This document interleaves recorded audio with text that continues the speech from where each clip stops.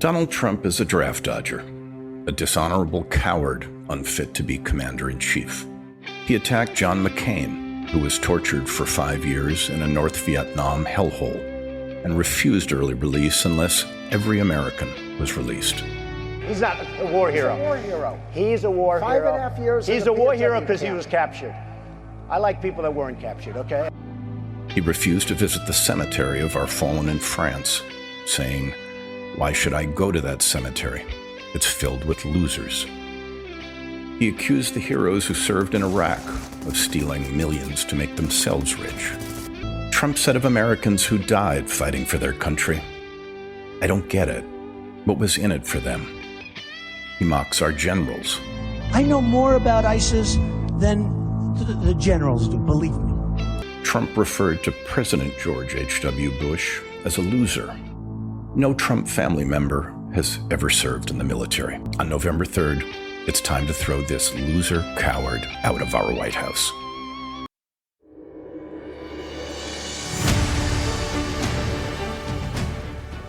Hi everyone, and welcome to this edition of Backstory. I'm Dana Lewis.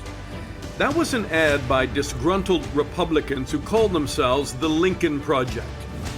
We are just days away from the American election. If you're listening to this before or after November the 3rd, it doesn't matter. What I want to highlight is that political dialogue in America has changed probably forever. The nasty, vitriolic nature of the campaign is unprecedented. I've been reporting for a long time and have never seen anything quite like it anywhere. Cruel, caustic, bitter language. It reflects the deep political divide in the U.S. Probably no one has set the stage for this, created the environment more than the tweeting President Trump. Over the last 4 years, Trump has attacked everyone from his own administration to political opposition to the media to foreign governments and leaders. No one has been immune. And it has troubled many within even his own party. Some of them have come out to record messages against Trump, some in favor of Biden. Some have supported the Lincoln Project, which has even turned out ads not only directed at voters, but even Trump himself. There's a bit of psychology in this ad. Nobody likes me. It can only be my personality, that's all. We warned you, Donald. But you didn't listen. It's over. And now you're losing. Not just the election. You're losing everything. Kaylee and Meadows know you can't handle real interviews, and they laugh that you don't get it. So it's person, woman, man, camera, TV. They know it's over. Everyone does. Smaller crowds, lower polls, embarrassing ratings. Mitch McConnell already told his senators it's time to dump you. Republicans are abandoning ship. You think these people care what happens to you? You think the leaks are done? Everything you've screwed up is going to come out. Every secret is going to be told. Change of stories, a lack of preparation, the lying, the holy. They've got a party to salvage and careers to rescue. We told you they were whispering about you. Well, they don't have to whisper anymore because everyone knows. Everyone. Except you. The Lincoln Project is responsible for the content of this advertising. It's remarkable political advertising targeting a sitting president by his own former Republican Party organizers. So in this edition of Backstory, we talk to the Lincoln Project. And note, this is an election campaign like no other.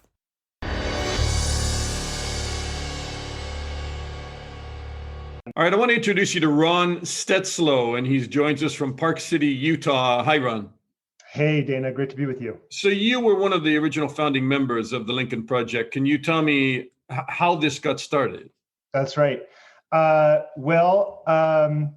There were a series of conversations early on, and Reed Galen is one of the co-founders who I'd worked with in the past. He's the captain on the ship, and he brought me in shortly before that op-ed launched on December 17th in 2019. And I don't think that any of us could have predicted what happened after that piece dropped and the groundswell of grassroots support that we encountered right after that. New York Times editorial written by you guys. Patriotism, the survival of our nation in the face of crimes, corruption, and corrosive nature of Donald Trump are a higher calling than mere politics. As Americans, we must stem the damage he and his followers are doing to the rule of law, the Constitution, and the American charter, character. Is that an over dramatization, or do you feel it goes to the kind of core of who you are? Oh, no, I think it's perfectly accurate. And I think that the headline was powerful as well, which was "We are Republicans and we want Trump defeated." And I think not very subtle. Not very subtle at all. And you know what? I think that's what the American people were waiting to see. They were waiting to see their elected officials in the Republican Party stand up to this president for all of the things they know he's doing wrong. And we saw none of that, very, very little of that. And so we decided that if the people that we had worked for to put in office weren't going to stand up and tell truth to power and put country over party, that we would do that. So I'm reading about you. Fortune wrote that you set yourself up for a long career as a man who pulls the strings for the Republican Party. At 33 years old, you had run a $50 million Senate races, worked for the National Republican Senatorial Committee, but behind the scenes, he had been struggling with his personal identity and the identity of the party he grew up with. So what was the identity crisis? Well, first of all, I should say that Fortune embellished that just a little bit, but the identity crisis was, twofold. I grew up in a conservative evangelical home as a gay man, and then inherited my sort of Republican politics from that culture. And so a lot of my first work in politics was with very conservative evangelical politicians. John Ensign was my first boss in politics. He was a senator from Nevada, Harry Reid's counterpart, and famously, sort of his career went down in flames after a scandal where he had an affair with his chief of staff's wife, and then tried to cover it up by getting his chief of staff a lobbying job, which is a violation of federal law. And so over the course of my career, I sort of had to work through a lot of friction. I mean, that's found in both parties, by the way. Of course it's found in both parties. But Dana, I can only speak to my experience, and I had to deconstruct not just my religious identity that I inherited, but also my political identity while working in Republican politics. And so, that was a long and very personal journey. So are you still at heart a Republican, or is it because of Trump you're an independent now, or how would you classify what you've become, and how does that play out in what you're doing at the Lincoln Project? Yeah. After 2016, so I ran all of the marketing and branding for Carly Fiorina's 2015 presidential campaign. When Donald Trump became the nominee, I realized that the story that I had been telling myself about my work in the Republican Party was that I could do more good to change the direction of the party from the inside than I could from the outside. And when Donald Trump became the nominee, I realized that just wasn't true, that it was a delusion. And that in fact, the party had always only cared about winning, that winning was all that mattered. And Donald Trump was actually the culmination of many, many years of working in that direction. You may be familiar with Stuart Stevens, who's a senior advisor to the Lincoln Project, who just wrote a book called "It Was All a Lie." And his thesis in that book is that Donald Trump isn't an aberration. He's actually the product of the last 20, 30, 40, 50 years of Republican politics. And it isn't a fluke that we ended up with him. And so do you believe that? I mean, is it his nastiness that is the product, or So I don't think it's his nastiness. I think his nastiness is a product of his narcissistic personality disorder. I think Donald Trump's embodiment of an idea that winning is all that matters is actually the culmination of Republican politics. Yes. And if you look back at the Southern strategy and the way the party co-opted the church in the South in order to peel off white Democrats because they realized they were never going to win in a national election ever again, you realize that what becomes gospel a lot of times in Republican politics is what worked at an electoral level, not because it has any underpinnings in philosophy or conservative ideology. So I think it is the pursuit of power at all costs that Donald Trump embodies. And that is exactly what we mean when we say Trumpism, and it is exactly what we mean when we say we're going to defeat it. Donald Trump would probably say it is the pursuit of his defeat at all costs when he takes a look at some of the ads by the Lincoln Project. I mean, I'll play a few of them as part of the segment, but I mean, I've been a journalist for a few decades. I have never seen, and you tell me if you've seen shadows of this in past campaigns. I mean, I guess there were some, but these are tough, muscular, cutting, really, I mean, wow ads. I look at them when I see them on Twitter most of the time, and I just go, wow, how did they come up with that? And that's just cuts Trump to the quick when I see them. Yeah.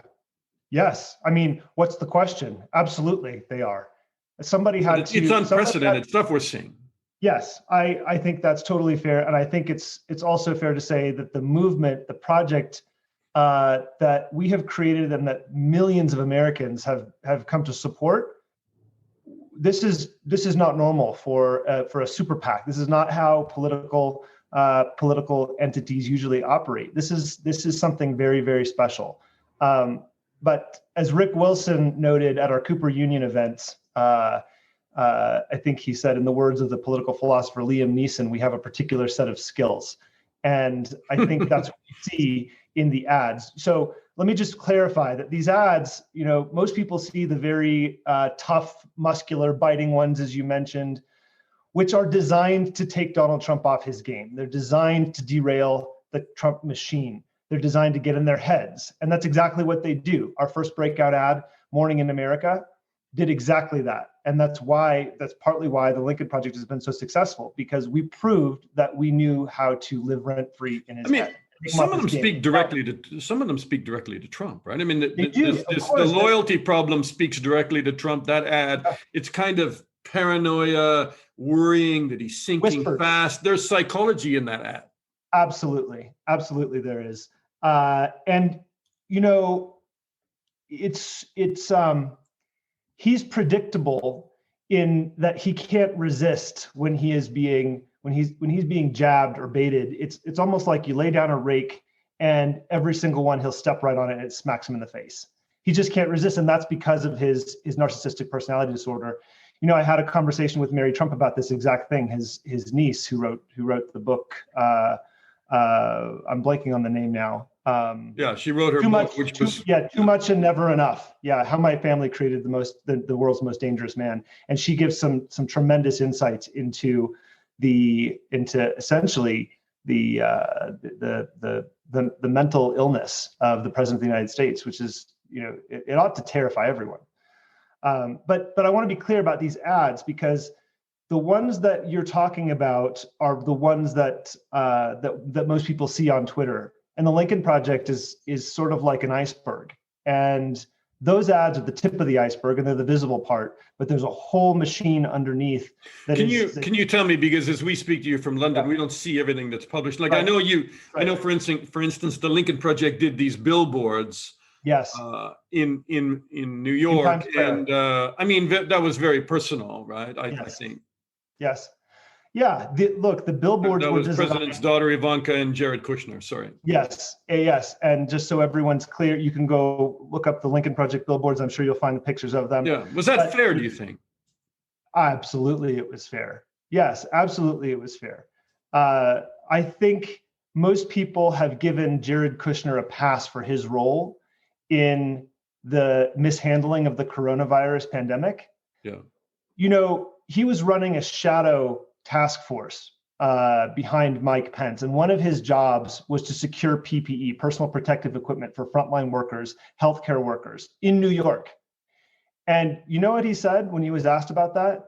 When he was asked about why New Yorkers haven't received, where's the PPE? He said, Cuomo's people didn't pound the phones hard enough, and so they're going to suffer, and that's their problem.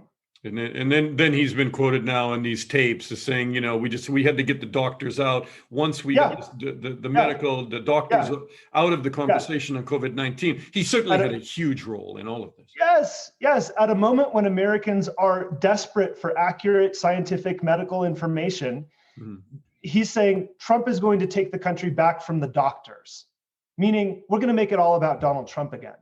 Not about the doctors, not about the scientific evidence, not about what Americans can do to keep themselves safe. Let's make it back about Donald Trump again. What are the ads you haven't run? when you sit around the table, is there like an editorial board where you sit around for 6, 8 people and you kind of go, no, we're not going to do that one? Are there limits? Are there red lines? I think that the limits are how effective the ads are at their intended purpose. And so, as I alluded to, the ads that we're talking about, the tip of the iceberg, the really cutting ads like whispers that are designed for an audience of one, designed to get in the president's head, that's one lane.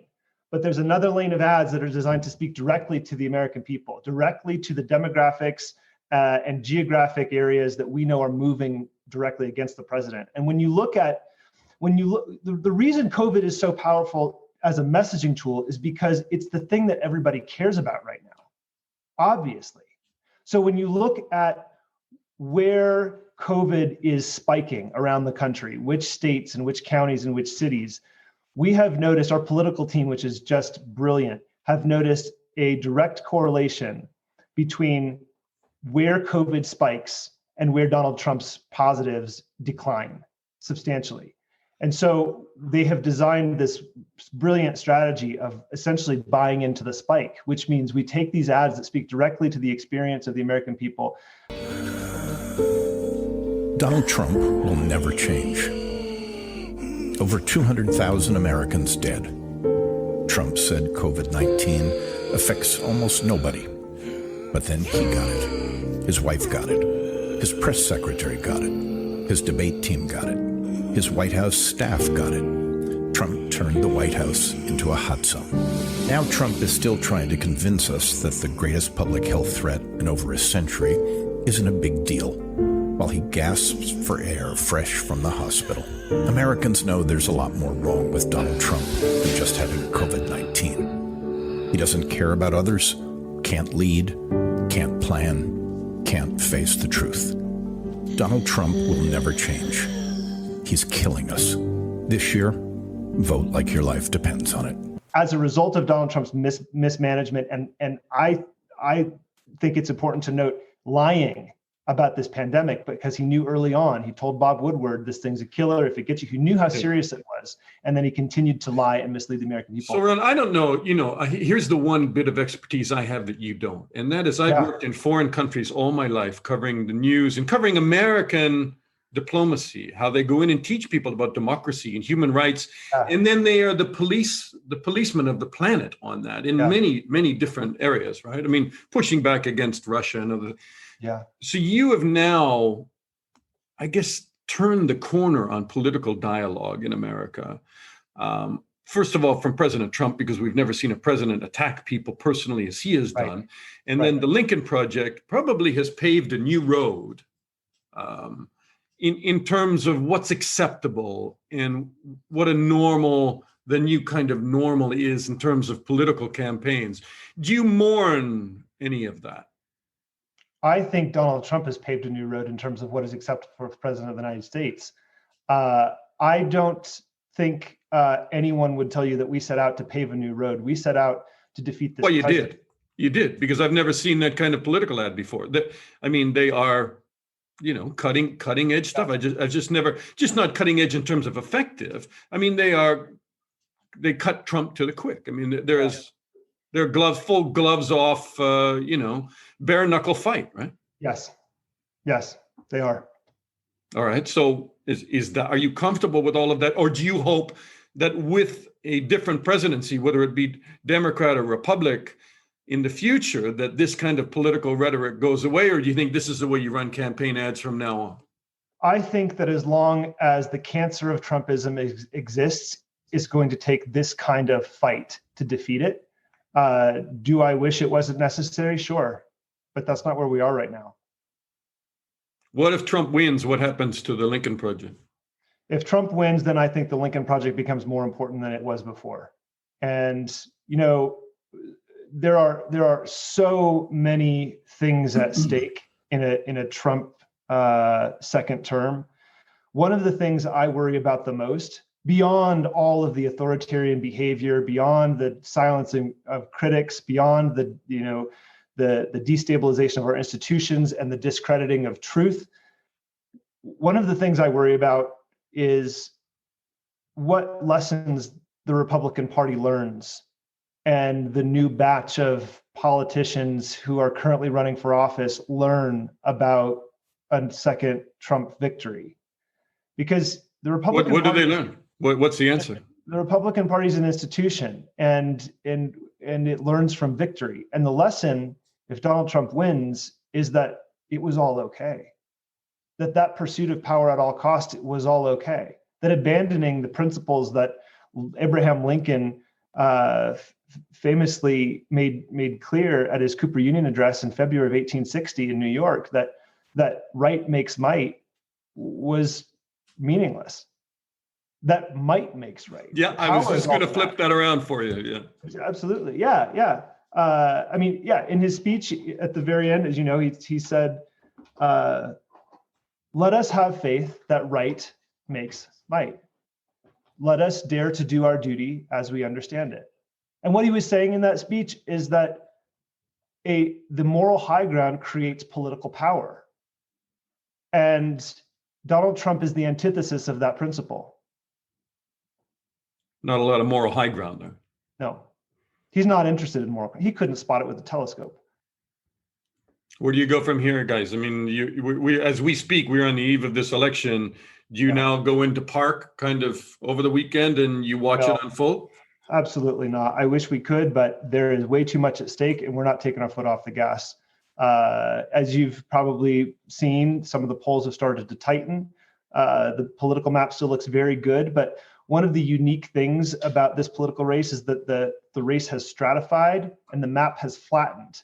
And that's because a lot of this law and order rhetoric that he has used has worked for him in some places, but has backfired against him in other places. So it kind of makes choosing where to allocate resources on a state-by-state basis kind of like whack-a-mole, because the numbers are constantly shifting. And so, like I said, our political team has done a crack job at being very, very disciplined about where the numbers are where our resources can be best used to move that 2 to 4% of Republicans that we set out to move in the first place. And that's another thing I think that gets lost in the narrative, which is we did not set out to win a plurality of voters. We don't have a candidate, right? We're not running a presidential campaign.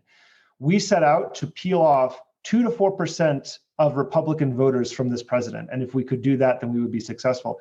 Steve Bannon said in January, February to the Associated Press exactly that if these guys, meaning us, could peel off 2 to 4%, they would be a serious threat. That's what we set out to do. And we started referring to that marker as the Bannon line. And the Bannon line is exactly what we've tried to hit in every single battleground state. And I think you see that now. So no, we're not taking our foot off the gas. We will not rest until Joe Biden is sworn in. And I think there's still the potential for some fuckery, excuse my language, after the election in terms of not ballots being counted, but being contested. And you saw that from the president just yesterday, I believe, said we should stop counting ballots on the evening of November 3rd. That's not how elections are run in this country. Of course not. And historically, the mail-in ballots are counted. And it's of course. This mirage that he's painting, which undermines the whole democratic process. It undermines the entire democratic process, and people believe him because Americans have, we have a severe gap in civic understanding in this country. And so when the president says we should stop counting ballots after election day, that intuitively makes sense to a lot of people because they don't understand the mechanics of an election. But that's not how it works. That's not how it's ever worked. Ron Steslow from the Lincoln Project. Ron, thanks so much for being generous with your time. Thank you for having me, Dana. It's been a pleasure to get to talk to you. And you know, when I say I know about bullies, you know about bullies. The kids who make fun. Bullies are cowards who tear others down. I don't know what I said. I don't remember. Knock the crap out of her, would you? Seriously. Okay? Just knock the hell. I promise you, I will pay for the legal fees. I promise. It's time for decency. It's time for Joe Biden. And that's this edition of Backstory. Subscribe and share our podcast. We appreciate your loyalty. I'm Dana Lewis, and I'll talk to you again soon.